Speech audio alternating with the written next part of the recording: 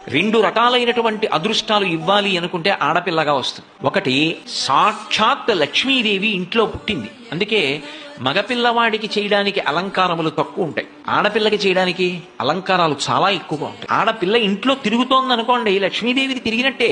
ఒకటి, ఆ పిల్ల పుట్టిన వేళ, ఆ పిల్ల తిరిగిన వేళ సాక్షాత్ లక్ష్మీదేవి ఇంటికి వచ్చిందని గుర్తు. రెండు, ఆడపిల్ల పుట్టింది అంటే ఆ పిల్లని ఎక్కడికి చేరుస్తున్నారు? ఎవరో ఓ పేరున్న వాడికి కాదు ఇస్తున్నది, సాక్షాత్ నారాయణ స్వరూపాయ వరాయ. ఆ వరుడు నారాయణ స్వరూపుడు. ఇప్పుడు లక్ష్మిని నారాయణుడి పక్కకి చేర్చారు.